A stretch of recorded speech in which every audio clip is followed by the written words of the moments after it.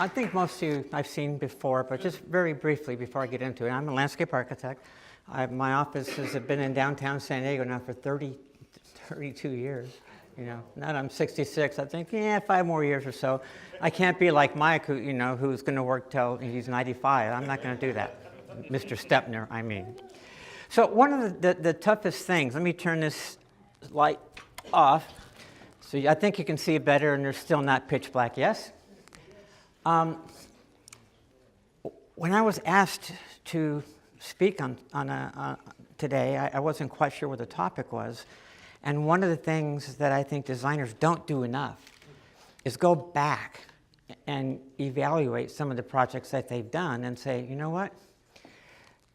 It could have been better. This didn't really quite work. Now, as I go through this, I'm going to start with some big regional things. And some of those designers, big land planners, those decisions were made or not made, many years ago, but they're still design decisions, right? And then I'm going to go into a few project level ones that are not mine, like the Horton Plaza Park and Horton Plaza very briefly. And then I'm going to spend some time on some of the projects that we did and some of the things that I would have done differently and maybe some things that didn't work as well at others. Make sense? And as usual, I'm pretty informal.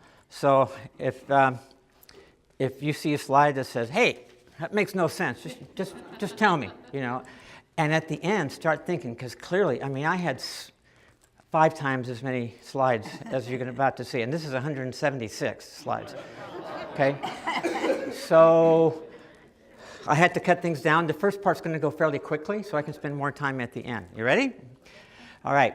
So, and it's not just mistakes. We sometimes we have do-overs, revisions, refinements, missed opportunities, and I'm going to spend a little bit or a couple projects that we didn't really happen. Okay. So one of the things that's hard as designers or artists or architects, it's hard to take criticism sometimes.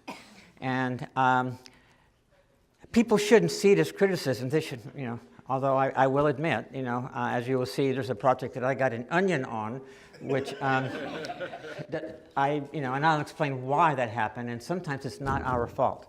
Okay, so let's start at the regional level first. I'm going to go fairly quickly. Now, who was a big proponent of not having a convention center in the waterfront? Max Schmidt.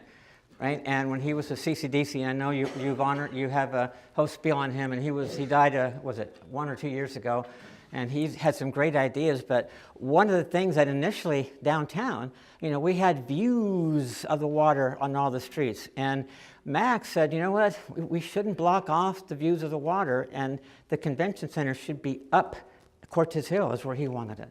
And when you think of other cities, you think of Seattle. Is there a convention center near the water? No. Is LA near the water? No. Is San Francisco near the water? It's not. Phoenix isn't. But they got a long way to go. But he had a good point, because actually, when you're going along Harbor Drive, you just see this big, massive building, and frankly, most of the time, there's a bunch of there aren't a lot of windows along here. There's a little deck here, but they don't really take advantage of the water, I think, the way that they could have. So that's one of the things. I'm just going to quickly go through some of these issues. This is Vancouver, and I'm not saying don't do high rises, because that's something that inevitably, it's going to happen. But don't create big masses this way. If you do more vertical, you keep the views open. And then you do have, this is their convention center, and theirs is on the water, but they didn't have a big massive thing doing the entire area, okay? And then you have an awful lot of waterfront that's all publicly accessible, and not just a little 5-foot walk. This is also in Vancouver. One of the things this is kind of a late arriving thing. We're starting to plan for bicycles now. We've got some good organizations working on that, but where in downtown do we have a street like that? We don't, okay? And I think with our climate, my God, in Vancouver, was it like 40% of the people commute by bike? It's just incredible. And we got slightly better weather than they do, and I think that we just haven't taken advantage of it. And I'm not talking about kind of after the fact closing off parking. If we would have thought ahead, we really could have done an incredible bicycle network. Similarly, in terms of connections, right? This is actually this up in Claremont. This is Lakehurst Canyon, the Claremont, well, I always view it as the Claremont Square, you know. When I went to Claremont High, and there was a Claremont Quad down below. I forgot what it's called, Claremont Town Center or something now. But, and this is actually a good example that we don't have enough of trails in the canyon, and they connect to the neighborhood. And you'll see some other examples later where too often we have just blocked off the canyon. We've not given it the attention that it deserved. And it's unfortunate, but we had some great agricultural land here, you know, some in South Bay, and we've taken it over with development. And I'm not saying we can't develop in certain places, but maybe the higher quality agricultural land should have been left as such. Oh, what comes to mind, Mission Valley maybe. But there are some examples like that. And clearly, you know, I don't know if Joe's still here, but he was on the forest, the Urban Forestry Board with me, and this is City Heights, okay? And this is actually in Palo Alto, but it could be Modesto, it could be Bakersfield, you know, any of those places. Almost all on the Midwest. You have these big trees we didn't plant, but here's a little bit of history. I forgot if I shared this before. I grew up until 4th grade on 40th Street, and we had street trees, because I remember there was a little bird nest in the top. There were blackwood acacias, Acacia melanoxylon, and I came home one day from school, and those days I actually walked home in 2nd grade. I can't imagine doing that now. And all the trees were gone, and the city decided we planted the wrong tree. But they never replanted them. But can you imagine, I mean, how much? Yeah, City Heights has some nice character and charm, but we don't have that kind of street tree. That's the acacias that were planted. And, you know, it's not the best tree, but somebody made the decision, whappo, let's take them all out. One thing we haven't done well enough here in San Diego, there's only a couple examples, and that when we plan, we design, we forget about the wildlife that was here before us. And there are some examples worldwide now where we actually have overcrossings, and this is not a green forest situation. You know, this is actually up in Central California, or undercrossings. We have one up was at Lopez Canyon, connecting Lopez and Penasquitos Canyons, but that's one of the few ones we really, and they're kind of afterthoughts. I mean, we really should have thought ahead about the corridors, and well, there may be something coming up that may be blocking some important corridors. It's a wall or something on the border. Might have an impact on some of the animals crossing. So, other thing we haven't done well, and I swear when my daughter comes down to visit, she goes, your streets are so much worse. She lives in Pleasanton, and it's just smooth as hell. I mean, how many of these streets do you know we drive on? It's not a design situation, but no matter how good a street you design, you've got to be able to maintain it, and we're not good at that. After City Heights, we moved to Claremont, beneath USC. This is Tecolote Canyon, and when I first moved in, the Sam Snead golf course, as that was known, and was not there. It was not there. I'm not a golf course fan, that's a whole different topic, but we used to have a trail that went all along here, and it connected things. But somehow along the line, the city sold the land, and it became a golf course. It just made no sense. Yeah, huh? Trail, because it's right below our yard. There, you actually can hike through there. Yeah, but, Not easily. but you got to kind of go like this and watch out for the balls. You got to duck the ball. But yeah, you can do it, but it's not it shouldn't be lawn in the middle of the bottom of the canyon. You know, when I grew up there was I know there was an old family who actually lived down. I don't know how long you've lived there, but it was quite a bit different. This is in Mira Mesa, you know, subdivision city, and one of the things from a planning standpoint that we could have done so much better, and Otay Ranch and some of the places are doing it a little bit better, is actually having open spaces as spines and connecting things together. And the good thing here is you have cul-de-sacs coming up to it, and not a house at the end of the cul-de-sac, but there's connections and linkages, and you have a window of a street, and that's the way it should be. We just didn't do that enough. Just looking at, spend some time on Google Maps, and just you start to cry after a while, because it really is depressing. These are fire buffers, okay? Now, if we would have thought ahead a little bit more, okay, guess what? There's no fire buffer here because the road is the fire buffer, right? And so if we would have planned ahead a little bit and had, parks and roads and other things, and not put the houses right smack up against the native area, and to be sure, sometimes, I have a couple of friends who live in the middle of Scripps Ranch, not even next to the open space, but the palm trees, they're flying fire frisbees landed on there. That's what it was, and they actually lit the house on fire. So you don't have to necessarily be next to it. But what I'm saying is we didn't give that much thought. It was all after the fact. My neighborhood, I live right over here behind in South Park. We're looking south. This is Switzer Canyon before. This is Switzer Canyon now. I just think, from, again, wildlife standpoint, and corridor standpoint, and you got this huge field, people who drive along here on 30th hardly know what's going on. But well, let alone the electric railroad on top. I'll talk about that in a few slides. But the connectivity, I think, they just didn't give it any value. And I'm not going to badmouth any engineers, but somebody made the decision it'd be cheaper, let's just fill it in and take the dirt from somewhere. It happened all over town. You need that. You see that. This is a pet peeve of mine. This is Tecolote Canyon, USC's up here. This is Marina Boulevard. Well, and that's the San Diego Tennis Club. And that's where I played Little League. And that hill right there, see that big cut slope? Used to come all the way down to here. When they built I-5, they took it. They took it to build some of the I-5 stuff. And, at the time, it wasn't even Caltrans property. I don't know how that all happened. But we just don't protect some of the hillsides that we should. And that one, it was a while ago, before there was any hillside protection ordinance, but that one is so incredibly visible, and yet now we have this big giant scar where some of the smaller slopes that are not so visible that nobody would ever see, we go out of our way, no, the hillside protection ordinance, we can't do anything on that, we got to leave it alone. My point is that not all slopes are equal. And there are some that are a lot more visible than others, and maybe some, it's okay if we grade a little bit on them. That's all. This is a big thing for me. I'm on the Canyonlands Board and Groundwork San Diego Board, and I just think that we really have not taken advantage of our canyons. Now, certainly here we did a good job of preserving the canyons, but we've walled them off, okay? And this is in Minneapolis. The chain of lakes, and people are aware of that.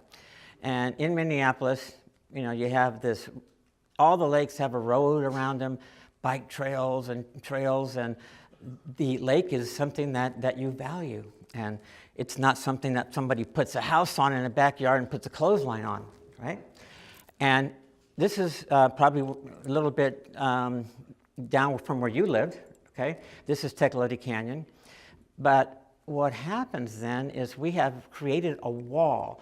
And in fact, there's very few places that you can actually access the canyon. Luckily, I lived at the end of Gardena, and there was a cul-de-sac that was open, and otherwise I would have climbed over somebody's house. But can you imagine if we would have treated these canyons like lakes, right? How different that would have been as an amenity. And I don't think over the years we have done that. This is Rock Creek Park in DC.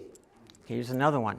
And the drainage, and I'll show you an example later, they did not put that below grade in a pipe like we have done so many. They did not put a concrete channel in, as you will see more examples. So they valued their drainages. Some of the images from the white paper that we did for Canyonlands, and that is that don't read the words, they're not important, just look at the graphics. This is Balboa Park, and the point is, and this is Mission Valley, we could have really, and that part is actually not too late. Some of the special streets, I'm still an advocate to close Florida Drive. That was in my master plan, and I still think that's something we should do. There are those who have my head for even suggesting that, but I think it's important to restore Florida back the way it was. But the point is that we begin to have connections to neighborhoods and really say that's the way it is now. The canyons begin to define us, and here's the Florida Canyon. But what do we do with that? Well, we can actually have special green streets that begin to connect the canyons. This is the Claremont Square Center I was talking about. That first image I showed had that trail going down. But here's what people don't take advantage of. Here's the street. And to their credit, there's a little opening there. And the reason there's an opening because SDG&E needed to have access to go to their power lines, right? And there just happened to be a trail, an access road that became a trail. But when they redid this whole center, here's your food courts. Down here, here's the movie theaters, right? And in retrospect, you know, if we would have had, can you imagine if this would have been the food courts and a big green street, you know, actually linking the center with the open space, that's the kind of thinking that I think we just didn't really do. So in a sense, this isn't a vacuum. Just, you know, what happens next to us doesn't matter. And so much of the planning we did, it's not context related and we don't look beyond. As a landscape architect, clearly, and actually, I'm the one that designed that one in Renaissance La Jolla. But back then, you know, 20 years ago, lawn is cheap, we can mow it, it's not a problem. We didn't think about that, and now, of course, you're starting to see a lot of the old lawn areas brought back. You know, even Park Boulevard, the median in Balboa Park, now that was lawn, is being brought back to median. Maybe they didn't exist that much. They did in certain parts of the world, you know, in Scandinavia and so forth, but green roofs is kind of a late arriving thing. As I showed earlier, this is a convention center in Vancouver. Well, people, oh, green roof, we don't have water to water. Well, this is in the desert. These are green roofs. So you can do it with our local native plants. And I mean, from the heat island effect, there's just so many reasons that it makes sense to do that. And particularly if you happen to have a deck or something that comes right off and to experience vegetation, to me, is so much nicer than a bunch of hardscape. This is another pet peeve of mine. How often these are 3 different projects, and guess what? These driveways are not connected, right? And oh, I gotta go out in the street, go back and go out that one. You went the wrong way. But you know, yes, this was one development, but look at how it's all connected. And there are some cities in the country that actually do not allow you to do that. You have to connect with adjacent driveways, which makes a lot of sense. And all these owners go, well, it's my property. We can't have them, you know, connect there. Oh, there's liability involved. But I just think we should have been a lot stronger. El Cajon Boulevard and up in Convoy, so many driveway after driveway after driveway. And I think it didn't have to be that way. This is I guess you're not supposed to do this.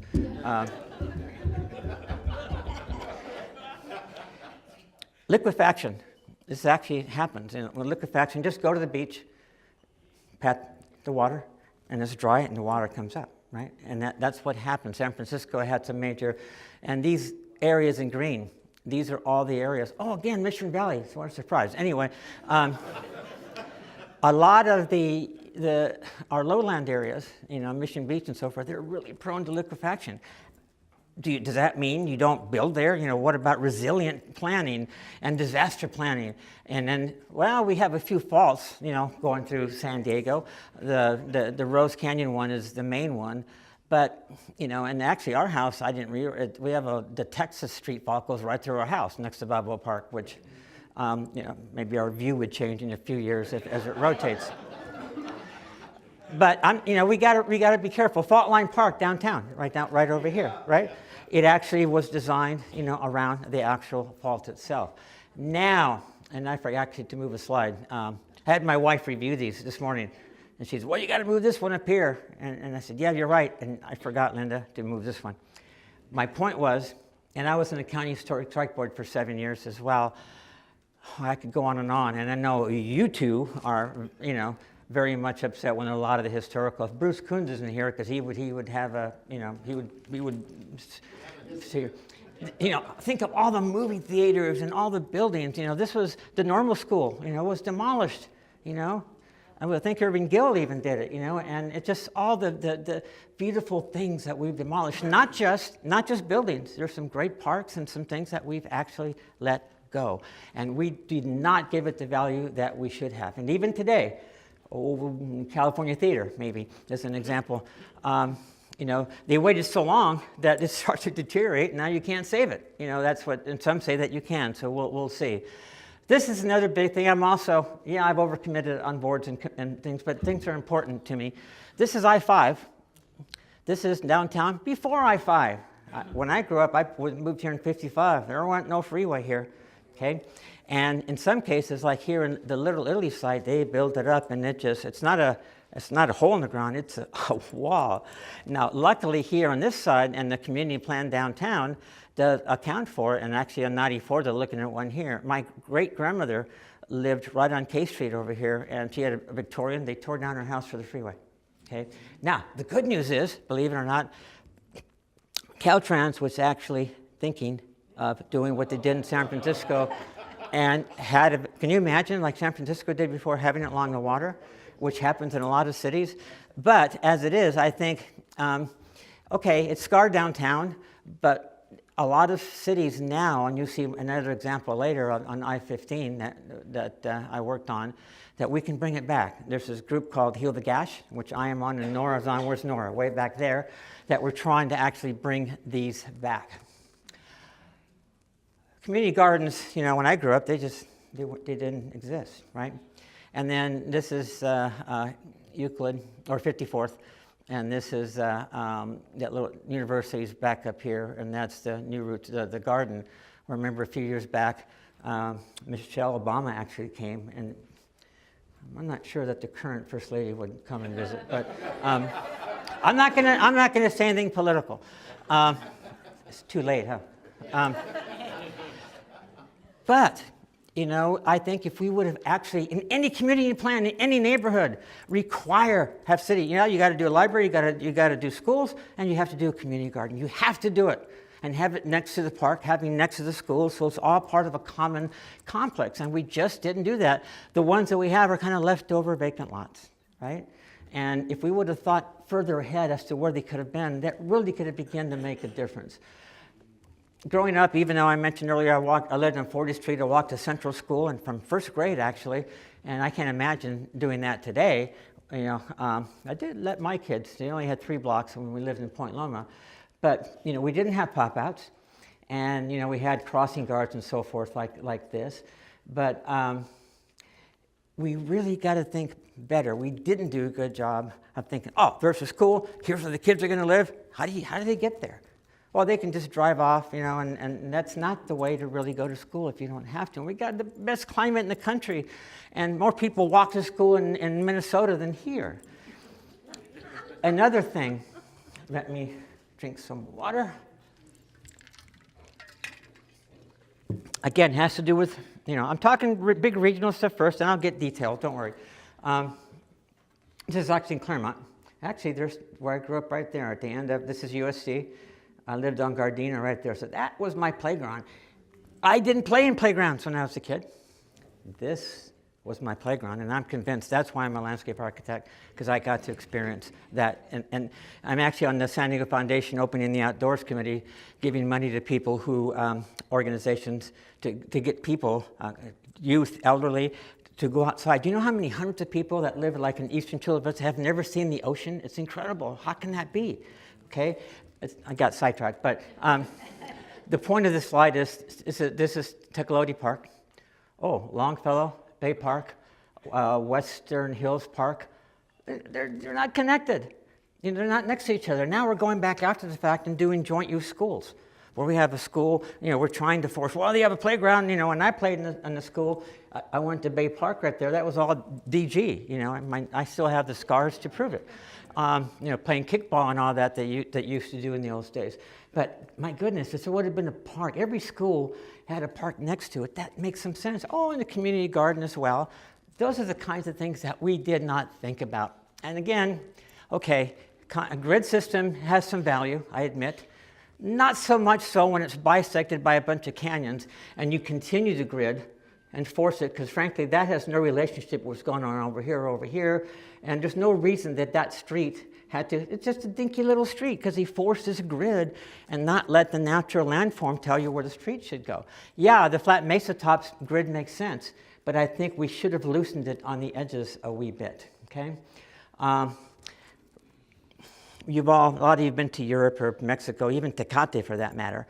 You know, there's a town square and a little kiosk. Most of them, you know, I'm not religious, but you know, from a cultural standpoint and a social standpoint, churches certainly have value. and as a gathering point. But even if you had police stations, community centers, libraries, we had a town square and everything, you know, we had sight lines and everything came upon that. Where have we done that in San Diego? Can you name me a town square? Name me one. None. See? Santee? Well, okay, that's what it's called, but I actually designed that trolley station with the rocks and the lakes and stuff, but that was there first, the shopping center came later, but it's called the Santee Town Square. Anyway, it's not quite what I had in mind, but we did this, well, yeah, I agree, but you know what I'm talking about, something you could walk to, right?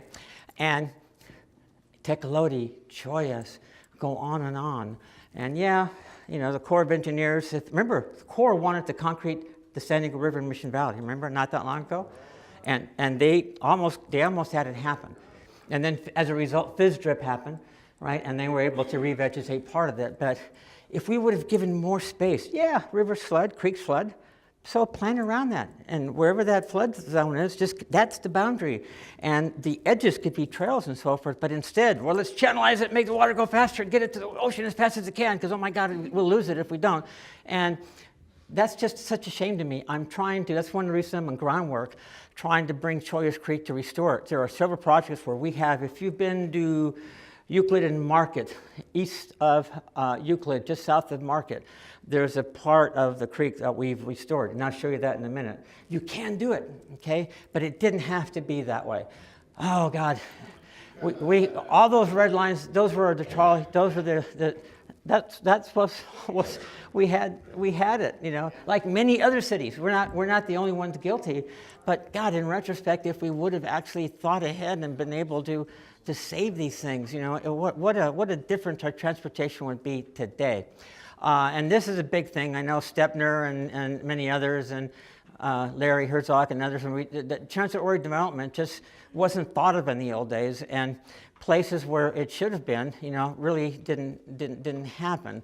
And, you know, that kind of development, and this is, okay, you remember the City of Villages, right? And Allied Gardens, that was one of the places we wanted a pilot village, right, where we had higher density. And oh my God, they got so upset because you see, if you have higher density, that means people of lower income, and that means people of color. What does TOD mean? Transit-oriented development. That means that basically if you have a transit stop, trolley station, a major bus stop, BRT line, that's where density occurs. Okay? And the further you are away, the density gets a little bit less, but you begin to focus density where you have transit. That's what that means. Okay? We just didn't take advantage of that. Okay, a little bit about Balboa Park, and then I'll get more later. And some of you were involved in this, and when I started the master plan in 1980, it took 9 years to finish. I'm not that slow usually, but remember the Navy Hospital was down here, and remember they were going to go to Murphy Canyon, right? Where Fry's is and all that. And well, see those little rows? Those are the new Admiral houses. That's where they were. And the Admirals, yeah, if you've been out there, they have a pretty neat view of the Coronado and the bridge. And they just, you know, Murphy Canyon didn't have quite that view. And San Diego is a Navy town. And frankly, it's really hard to oppose the Navy. I'll have another example here in a little bit about the Navy stuff. But my God, and yeah, the federal government can condemn. But we could have sued, we could have done something and fought this a lot more. Because look at how much it intrudes into Balboa Park, for Christ's sake. It just makes no sense. And when I started working on a master plan, I met with the Admiral and the designers of this building, and they assured me, when you drive up Park Boulevard, when you look out to the west, to the east, you can still see Cuyamaca, you still see the mountains. Well, BS. You know, you see like 50 feet of building, there's a big wall there, right? And that shouldn't have happened, and with all due respect, I know there's at least one city person here, but in the big scheme of things, you know, when you're coming from LA, this is the way you directed to the zoo, up Pershing, up Florida, back up to the zoo. What's the first thing you see off to the right? There's a city yard, and that's where the homeless camp was and all that. And this is, the master plan actually shows that as it being free and open parkland. It's been shown that way for 30 years. And It's a bunch of city storage yards, and I just think that, that's a gateway to Balboa Park, and I just hate to see these sorts of things. And of course, on the landfill, you have some of that as well. Similar to the liquefaction, building in flood-prone areas, landslide areas, that does happen, And I think now, at least, we're a little bit wiser as to where we should or should not build. Not that, there are places. This is actually in Mission Valley, okay? And it's okay if roads and certain things flood in parks and farms and golf courses, who cares? Because it's just temporary, and they can actually work as detention bases. But when you start getting buildings, well, maybe they were in the wrong place. Just saying. Another pet, in some streets, like normal, okay? We had a trolley line going down. We have other things. But I cannot figure out why some streets, you could have 20 cars across. And so many streets all over the city highs in particular, they're so darn wide, Can you fix it now? You could, but it'll take money, give all these houses more front yard, narrow the street, and, but how does that actually happen? It would take money to do that. But so in return, we've got this. Maybe in the big scheme of things, when we repave this, maybe we should take out the middle part and replace it with permeable paving. So it doesn't, we don't clog up all the storm drains with a bunch of oil and crud. Okay, I understand the need to build dams, okay, because they do provide water, and they did prevent flooding to a certain degree, except in 1916. But as a result, our beaches depend. All the littoral cells offshore, the sand flows, and when the dams were built, that's where, before the dams, that's where all the silt came from. And so what's happened over the years, a lot of the beaches, they have to come back in. And, and even in Santa Barbara, right, or Montecito, where that mud, where they had the mud flow, where do they put that dirt? They put it on the beach, right? Because that's where it should have been to begin with. But, we just don't think about the consequences of building some of these dams. I worked in the Barrio Logan Community Plan Update, and disappointing that it went to vote, and because the maritime industry actually had more money than the residents, and so they convinced the whole city that, the plan sucks. So 5 years wasted. This Harbor Drive's down here.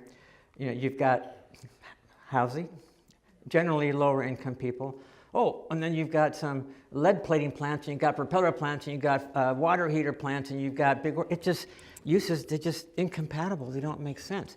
And this is the worst spot in the city for that to happen, okay? And kind of like, what city comes to mind? Houston, where they didn't have that kind of zoning. And then for a while, and Michael Stepner will tell you as well, that Barrio Logan became the dumping ground. That's where everything went. So historically, and Rachel Ortiz from Barrio Station and all that, they really were concerned about gentrification. And to some point, that's another issue. I don't know what the answer is to gentrification. I don't know how you saw that, because the minute you start improving things, the prices go up, and the people who live there can't afford it. This is Cesar Chavez, and I did design that sign, by the way, the Barrio Logan sign. So that's one of the things I'm proud of. Except, and I was going to show this example. At night, the thing on top, it doesn't light the way I want it to. The rest of the sign is nice and bright, but you can't really see the thing, the corn. Like, who wants to see corn? But it's a Mayan. There's Mayan symbols. We use an artist from the barrio to actually do that, and that was disappointing. That when you make, it's not a mistake so much. It's just that all the studies and the lighting studies said that it should be bright enough, and it wasn't. How many of you can remember, the massive grading? We've done so much of that, and like I will show here in Renaissance La Jolla, we didn't have to do that. Obviously, here's us. This is Old Time Mesa Road. The high school's up here. Here's the sidewalk. Here's the sidewalk. They're fixing it now. They're actually building a sidewalk. But how often did we not? Well, so the kids actually walk on a dirt road, or they skateboard down the lane. And then this is in Canto, where there's no sidewalks at all, okay? And that is an issue, because it just changed the character. When I did the community character stuff up in Encinitas, I thought I was going to be killed because I did a simulation, because a good part of Leucadia and actually Cardiff, they don't have sidewalks west of the freeway because that's their character. But yet people, moms with strollers, they said, Vicki, we need sidewalks. I'm afraid to walk. And the people say, no, you can't put a sidewalk on the street. That'll ruin everything, right? So again, thinking ahead, and God, we need more little intimate streets like that around here. Wouldn't that be nice? We just don't have those. Okay, this is another pet. I went to Cal Poly San Luis Obispo. Did you know that the city of San Luis Obispo does not allow any drive-thrus? Okay, you want to go to Taco Bell? Taco Bell, you got to get out. Oh my God, But it actually, and you don't have. This is 24th National City. This is the In-N-Out Burger. Okay, we go to the acoustic music concerts down here at Sweetwater High School a lot, and it's 11 o'clock. We're coming out on 24th, and I swear you can see them kind of ghosted there. See the cars? They actually go all the way out. They're waiting in line to go get their freaking In-N-Out Burger, okay?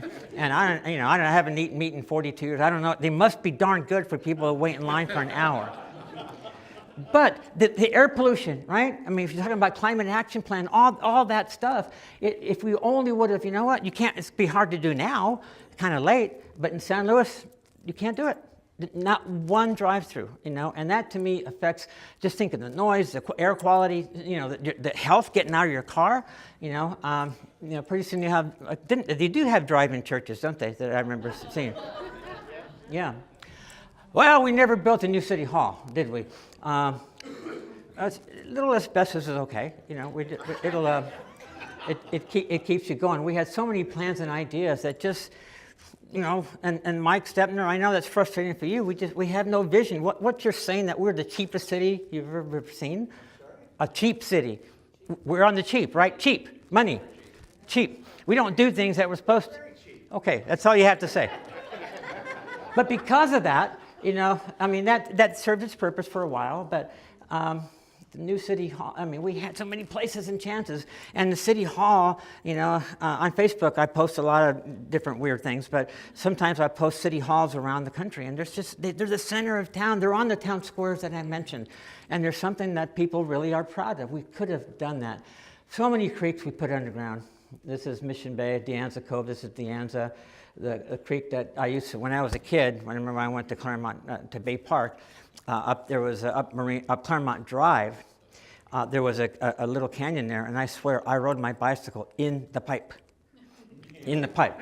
And I actually came out, what was I thinking? There's black widows and all sorts of stuff, but when you're a kid, hey, this is neat. But the creek, why in the heck was it underground? This is, where am I here? Oh, 94, I think. And the creek, this is Florida. This is the City of Beach Street Yard. This is Pershing coming back in. But so when that Florida and by my house and the creek comes in, it's in concrete. And from there, and you'll see a graphic that, if only we could have done things a little bit differently. This is an almost. It almost was a bad thing that we had a highway patrol underneath but you know what? The Chicanos, man, we didn't let that happen. And we protested, so you are not building a frickin' police station here. And Chicano Park is there because of activism to let that happen. This is something that's maybe treading on ice where, but the darker areas, those are the poorer people. Why in the heck is everybody south of I-8? Why are they poor? Why is everybody north for the most part? We didn't diversify that way. Why are the poor here, south of the tracks? The I-8 is the tracks, and the rich people are up here. And we should have had, in Monterey County, when they have inclusionary housing, they require 20% of the housing be inclusionary. Here, developer says, I'm going to put them over here in that corner. That's not allowed in Monterey County. You got to have, 3 houses, and then one of them has to be inclusionary. You don't have this haves and have-nots. They're embedded with everybody else. The facade of the house looks the same, but there's just not as expensive features inside. And so everybody's intermixed, and you don't have divisions. I'm not going to get political. And that's one of the, Andres Duany and all the others with new urbanism, too many cul-de-sacs. And, go to the end and, cul-de-sac. So I live in a cul-de-sac at the end of Ivy Street next to Balboa Park, but you can walk to Balboa Park. You're right there, there's an opening. My friend lives here. I gotta go back, how do I get to the house? And that's the kind of thing that doesn't make sense. At least here, this is down in Otay, the cul-de-sacs. And if you have cul-de-sacs, I don't mind this, where you come in and it's open. You don't have a garage at the end where you open it up and you see all sorts of boxes and stuff. And you have a trail that actually acts and it connects things together. See, you can do it right. I don't have to say anything else but Kearney Mesa when you see that. It's okay. I mean, we need industrial uses, but my God, that big? And I'm not sure, but I don't think this is a 24-hour place. Once the restaurant's closed, it's dead. There's no housing. There's some housing across the freeway, and yeah, in the general plan, this was going to be, an idea to start to put more housing in, but it hasn't happened. We can't have these huge areas. We don't have. We need to resiliency. And if you put all your eggs in one basket and the basket explodes, then you don't have any eggs. Spread them around. That way only one egg explodes. This is Choice Creek. And again, Choice Creek at one time was the most polluted creek in the Southwest with the LDLs and so forth. It was pretty bad. And being on groundwork, I'm trying to turn around, and the study we did in 2002 turns around the way we treated Choice Creek as dumping grounds. It was a back door. All the houses went up to it. They had a fence. Nobody looked at it. And it was just a mess, And here's some examples there. We can't, if we would have turned that around, it could have been so much different. Another pet peeve, and I know we talked about the design council. Okay, I mean, Walmart, Costco, Target, they're cheaper than if you go to North Park at the little neighborhood stores. But I got to tell you, the last 2 years for Christmas, I bought all my Christmas presents in North Park. Not one big box. Yeah, it cost me a little more. I could have saved more at Walmart, but I went in a Walmart once, and I'm not doing that again. But you know what I'm talking about. I don't want to make generalizations. Nothing wrong with my sisters go there. That's okay. But that's not for me. And this is at Sports Arena is over here. But what happens then is the big boxes, particularly in other towns, throughout they destroy the main streets. And then there's some towns in the Midwest where they built the Walmart, and the main street died, Walmart closed, and they have nothing, So I think that there should have been a little more care taken. I'm not saying eliminate them all, but we should have thought about how many and where they're located. This is Warren. Zoom. You've all been down Warren. So many streets, you just zoom fast down the hill. We are not doing a good job. And luckily, in the old days, we had the pork chops. Zoom, you don't want to have to stop, And if you've ever, like at 54th, actually, in university, there's one of these pork chops. You're trying to cross the street, and you, okay, let's go, and it's really hard. And luckily, little by little, they're getting rid of these pork chops and making cars slow down. And the more, remember the street trees I showed earlier? The more trees you have, the slower cars go. The narrower the street, the slower cars go. Yes, sir? Do you call that a pork chop? Yes, because of the shape. The pork chop. So they're actually called pork chop. Just look up pork chop intersections and you'll see a bunch of these. Good, that's a new one for me. Okay. The fried chicken wouldn't work the same or others. So it's a form. All right. Now, don't get me. This is hard for me, because my mom died 3 years ago. My dad died last year, and they're in Holy Cross Cemetery. But oh God, they got all that valuable land that it's all irrigated and. You can't do anything with it, And this is Fort Rosecrans. My God, is that valuable land? It's some great stuff.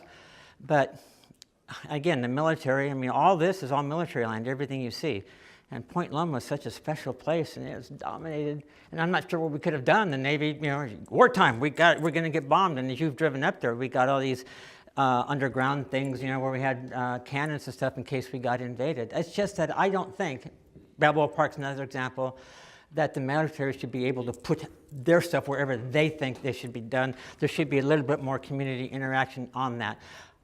The city, many years ago, I think, Mike, you were at the city then, I don't remember, you actually had a policy, they did not want any gate-guarded communities, remember that? And because again, you have the serfs and you have the queens and stuff, and you have the haves and have-nots.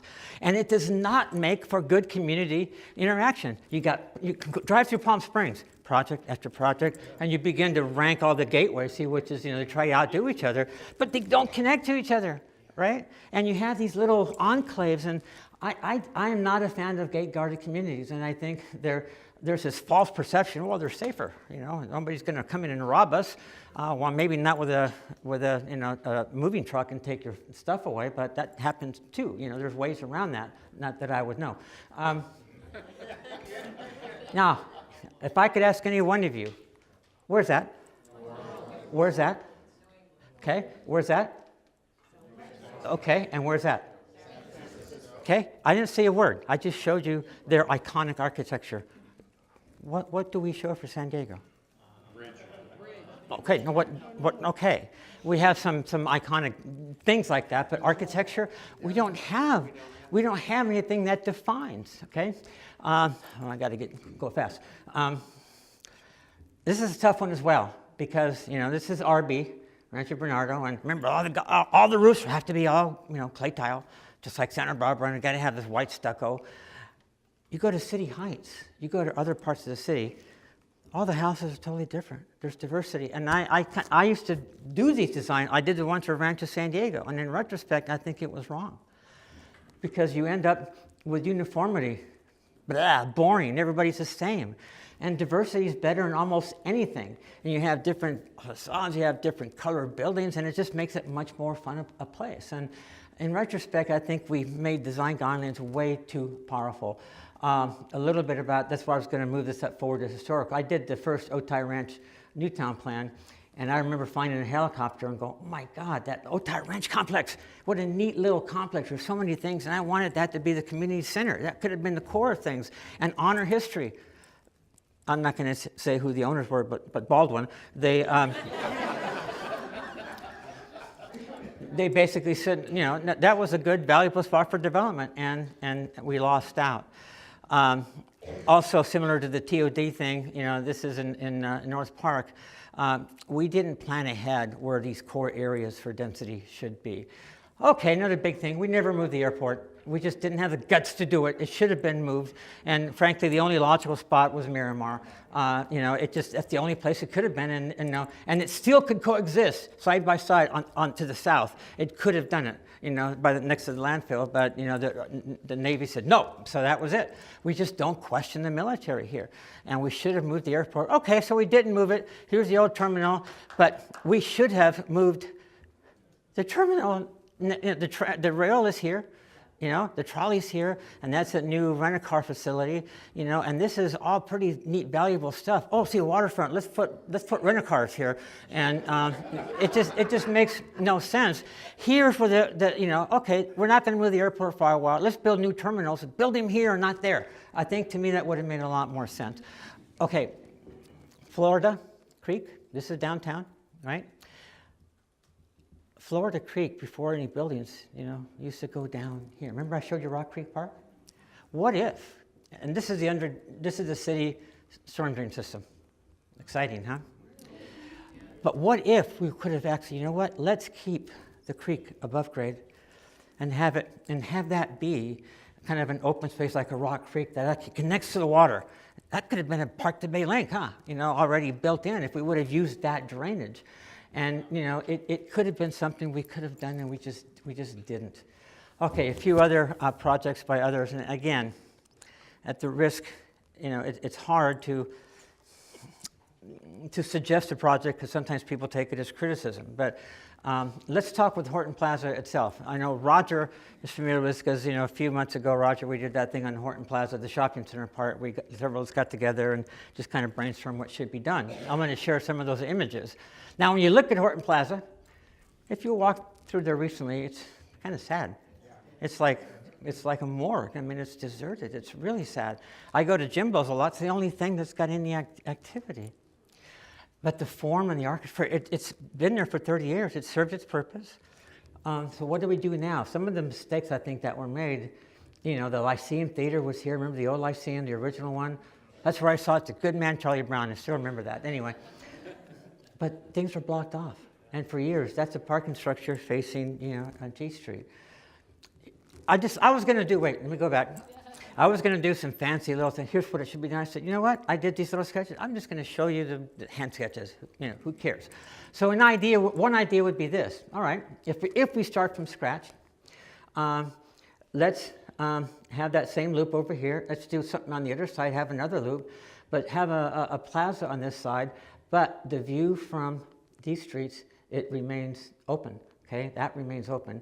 And this isn't blocked off, and you're going down here, and you can still see, some activity. Now, I didn't like that one. I said, well, let me go back to this one. I actually like this one better, where I actually say, all right, this one assumes everything is gone, and we have the same similar loop. But look at the visibility, the sight line of the streets. You can see all the way through, so there's no buildings. And in fact, that gets dropped off, and instead of a shopping center, you've been to Walnut Creek, they're downtown, they have a shopping center, they have Macy's and stuff. It's like you're walking down a main street, okay? And it's a little bit like the Otay Ranch shopping center was supposed to be, like that little street thing going down the middle. But if we can actually have this go back to the days when you were walking downtown and you had shops on the side, bring back some of the streets, still a shopping center, but you make it mixed use. You put offices, you put retail, you put residential, all that mixed in. Let me go back to this one. Well, Vicki, it's a really neat land form, building form. Well, what if we kept half of it, this form? Because admittedly, there's some neat architecture. What if we kept that diagonal? But we kept some of these openings. We opened that up, but we kept the building masses here. These are new high rises of retail in the bottom, always retail in the bottom, and then mixed-use office and so forth. And Horton Plaza, the historical component still remains, and you can make all the architecture of that begin to feel like Horton Plaza. Just an idea. Now, this part's going to be controversial because I know it might step on some toes. You've all been through Horton Plaza Park. My office, I was in that building for 17 years, the third floor. I got kicked out when they got the idea to do the park, the new park. So now I'm in the 11th floor where CCDC used to be across the street. And I look down upon this, and that's a recent aerial photo. They got the interactive fountain, and they have these stairs going around. And that's, a simulation of what's going to be. They have these luminaires. And again, it's hard because I know so many projects that I've worked on, I've had to change my original thought because that's what the client wants. And I know a big thing here, Westfield wanted flexibility. But the flexibility comes at the expense of, I don't see a whole lot of trees there. And it can be on a hot day kind of a brutal space. And again, I'm not going to, it's hard for me not to criticize it, but again, there's reasons for it to be there, but it just feels, and remember, they designed it to, that's actually looking east, and you can see the luminaires there. They have a whole flexibility, flexible uses from concerts to special activities. They were supposed to have 200 days a year, I think, they're supposed to have activity. It hasn't happened. Okay? And so if it would have had activity, then maybe it might be better. So it's not just design, it's also programming. Now, are there plazas throughout the world with no trees? Yeah. I'd say that's a pretty successful place, right? That one, not so much.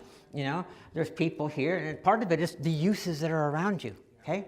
And look, that's got trees and heart space. I don't see people, but anyway, it's a, but yet we've all been to plazas where it's different scale, it's intimate. But if we had that, it wouldn't be the flexible space that they wanted. They got to be able to drive trucks and food cars and all that. So that was the challenge. And I don't blame the designers; they were given certain things. But I just played a little bit. This is a view from my office, and I had that whole. In fact, my office window was right there for 17 years, and that's the old plaza. And there's. Is that as inviting as it could be? It's pretty hard, pretty rigid. What if just added a few trees? Just added a few trees.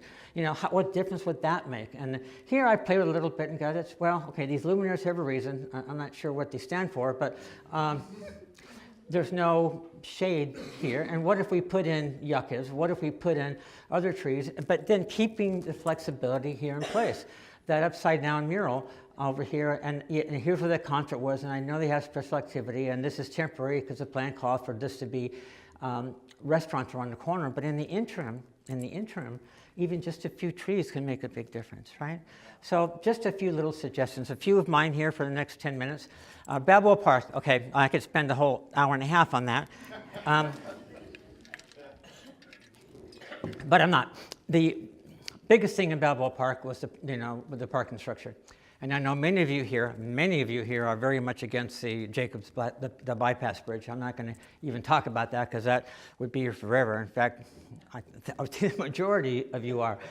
The master plan in '89 called for that to be a parking structure. So frankly, the Jacobs plan, the only thing different, it's not on this drawing, but the bypass bridge is the only thing different. Everything was pretty much for the master plan, just FYI. However, if you were to ask me, Vicki, what would you do different?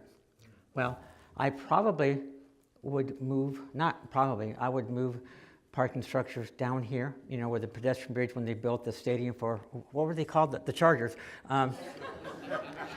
Back in '61, I still have programs. My dad took me to all the games. I still have the box of programs from '61. I'm not going to get rid of those. But in Inspiration Point, I don't want a bunch of structures, but you could have had green roofs, you could have had topography goes down, you could have driven up this way and not see parking structures. Another potential spot where the police, the stables were, remember down in that canyon?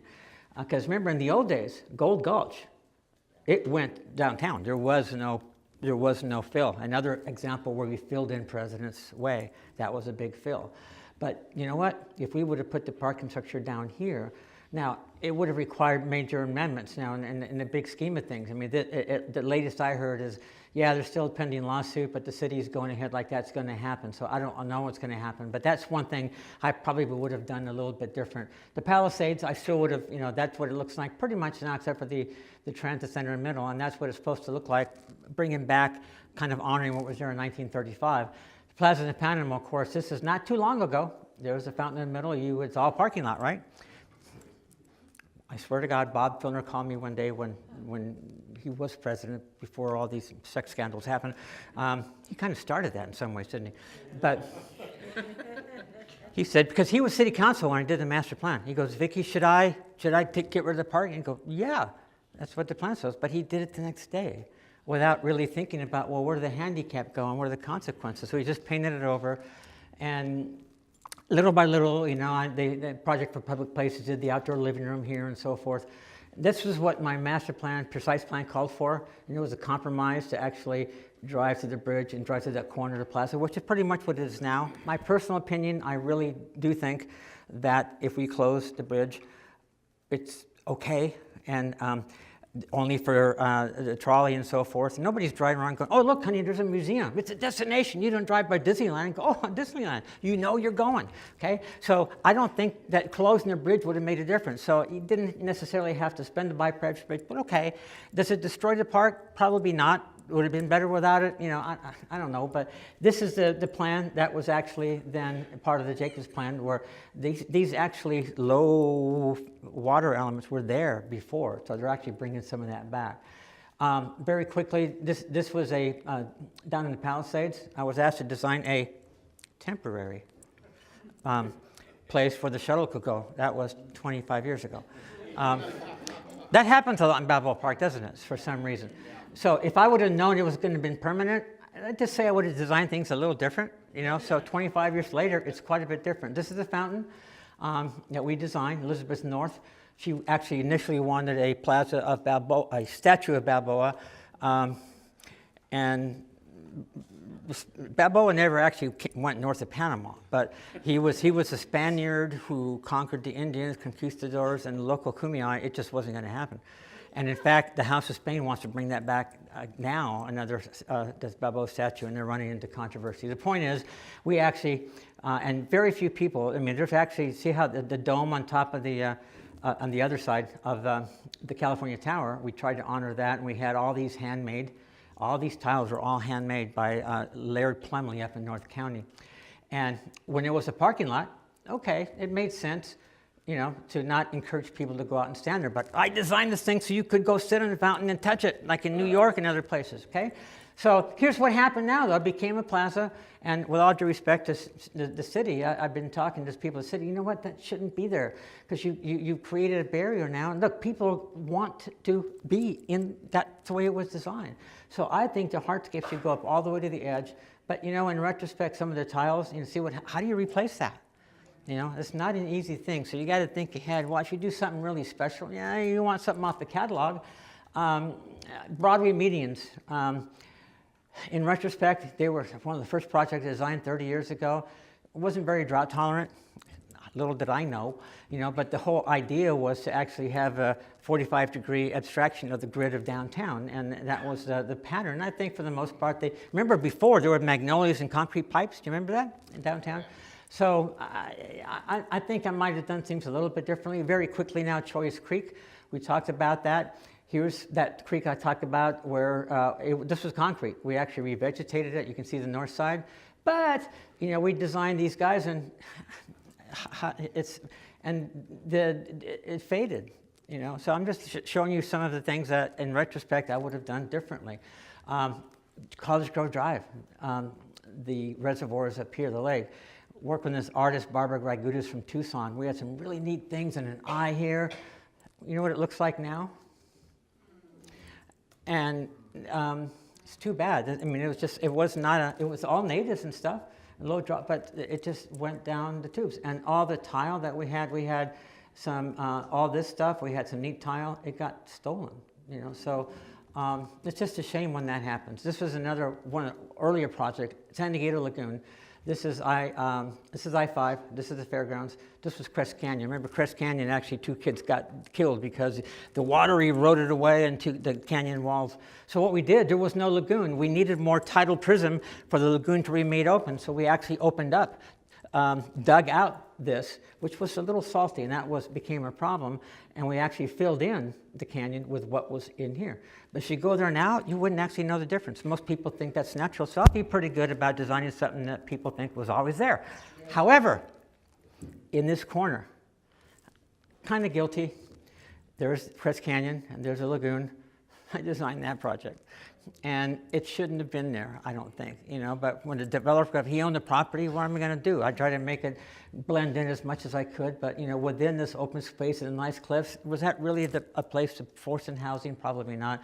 Dog Beach, the entrance, you forget that there's a lot of sand, and, they didn't have a lot of money, so I used stained concrete, and, it all kind of faded away, so you have to start working about this. This is a Veterans Plaza at the end of Newport. That's the way it went in. Okay, opening day, I went out and picked a rock. We had a plaque and all these individual names, but I wanted all new concrete. The city said, no, let's just keep the concrete and we'll just essentially paint and microtop it. Well, with all that, with all that's what it looks like now. I mean, there's nothing. See the stains and all that. See, that's the way. See the waves, and it actually went out in the intersection. It's all gone. We're designing a new one to the right of that now. El Cajon Boulevard. Probably planted these jacarandas too close and in pretty tight spaces. I probably, in retrospect, wouldn't do that today. But you know what? They do make a statement, and I think they do help El Cajon Boulevard. And they complement kind of the big eucalyptus on the side. El Cajon Boulevard in La Mesa. Did a good job in the meeting, so I thought we really worked hard on that. But we were told we got to do the logo for La Mesa. I didn't really come out so good. That was their logo, these hokey little palm trees, but the jewel of the hills, and that's not something that I've ever showed anybody, so don't share. 8th Street in Chula Vista, we met with the mayor and the people that make Chula Vista special, so the artists, and we worked together. It's DNA. So we got this DNA sequence. Let's make the median, DNA, so people will get a sense, well, you go, that's what it looks like. People go, what the hell is this pattern? They have no idea. So you come up with these great ideas, and just crisscrossing paving, right? Up the road a bit in National City, the mayor wanted, there's so many fast food Mexican restaurants, he wanted the eating, El Pueblo, that's where people come to eat, Mexican food, and they just kind of, Tacos al Gordo was over there, and let's widen the sidewalk, do some neat stuff. As a result of all this, neat graphics, we just have a meeting with planting in it. Nothing happened, So those are disappointing things. I designed the Mira Mesa, the transit station by Mira Mesa College, and I tried to do all this neat stuff, and looking at it from the air, I think that might be a lot of concrete. And it's just that the bus people had their requirements and their radiuses. Yeah, but couldn't we do something different? They didn't want to do that. So, and it's all impermeable. There's nothing permeable there. So that was a little disappointing. Otay Ranch going quickly. I worked a lot on Otay Ranch, the relationships I mentioned, where the the ranch could be the kind of the center of things and what should be where. And this was before new urbanism was just getting started. And Baldwin was it, no, we don't want this new urbanism crap, So, and what ended up happening, they ended up with new urbanism after we left the project. But some of the features that we had hoped for didn't quite happen. Park to Bay Link, right out here. We worked on this and spent quite a bit of time on this. And this is a simulation beforehand. Those of you will remember, it was pretty ugly. And so let's widen it and let's make that because there was some drainage, you'd make that a bioswale before even that term existed. And we were supposed to have some restaurants and stuff, and that didn't quite happen. But, here's, by the way, if you look closely, see the blue arrows? They point toward the water, the green ones point toward the park, just in case you, but nobody ever got that. But here's the way it looked like. But luckily, if you go out there now, there's Clean and Safe is trying to with drought tolerant, which should have been done in retrospect. I'm running out of time. Very quick. This is Renaissance La Jolla, UTC Shopping Center. Look at the topography, right? A lot of hills and a lot of canyons, big sign on this, and me being more environmentally oriented, I wanted to do something that was, that's the topography. Let's do some hillsides. Here's some of the calculations in terms of how many units, 2,500 units in 100 acres. That's pretty darn dense. I did some guesses what should be next to what, working with hillsides and Italian hillside. We could really work with the topography. Engineer came in and said, I wanted this. Oh, well, if we take that, fill that, we get that, and we get more units. Well, yes, and I lost. And that's, if you go to Renaissance La Jolla, that's what ended up, and that's what it looks like. I did the basic form, but it's flat. But because of all, there was a big creek that came down. See that? If you wonder why is that vacant lot there, we had to recreate wetland where there was none, 70 feet above where it was before, and that's what it looks like. So again, some things that didn't happen. This was a funny one. OB Skate Park. Pretty proud of the fence. We worked again with Barbara Gregutis. Spent a lot of time out at the Sunset Cliffs and coming up with a concept for this.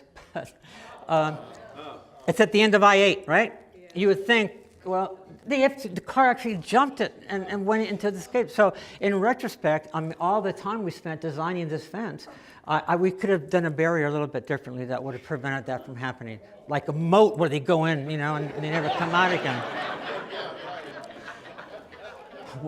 This is the Rancho San Diego. I'm not going to go through, but this is a corner of Hammershon 94. The river's here, and I wanted something. Let's do a shopping center that really draws upon Sweetwater River and does something really different. And it's not your same old center, and you've got some, actually water. The real drainage goes down to the middle of this. There was stables and stuff. Well, this is the way it ended up. And, it's the same old, pad buildings, theater, and same old stuff. So it's disappointing. San Diego State, Larry, you still here? His territory, Aztec Green, we designed this, and I worked hard, and for some reason, and in retrospect, maybe not the right, I only wanted one tree. Like, wow, that's the spindle tree, that's where everything kind of wraps around, and this is where the new center was under construction. But these are all symbols of learning, right? And on top, we did some pretty neat stuff that worked out okay, and people were using this space, the way it was supposed to be. And that's the way it looks like, but remember the architect saying, well, Vicki, there's no trees. And in retrospect, if we would have put a few more trees there, maybe some there, I'm not sure it would have destroyed the feeling. So on a hot day, it does get pretty hot. The last one, Superloop, bus stations. Our client was Sandag. And Ron Roberts actually said, we got to do something that's high-tech. That's where all the high-tech happens. We got to have a shelter that's different than the others. So this shelter came about, and the problem is, okay, he wanted identity branding for that loop, so all the stations look the same, regardless of what's in the background. And because of that, we got this woody-goody stuff, and not exactly compatible. I thought they came out pretty neat, but not necessarily, and that's a tough choice. Is it branding the whole thing, or do you make a structure that blends with the surroundings? So we got a freaking onion for that. And then the medians again in University. We designed these things with little mounds and some of the succulents that the old ladies had and that living in the neighborhood. And the diversity, there's 5 trees, and I never did a meeting with 5 different trees to reflect the diversity of the neighborhood. But what happened is people just cut across all the time, and there's such a pedestrian space. We didn't do that. This is the Visions Project 15. This is the way we wanted it to happen. And that's the way it would ended up, one little park. So, you know, and a couple of little widened streets. But we really had a chance to do something really neat and cover the whole freeway. So that's it. We've got a few minutes for a question. Sorry.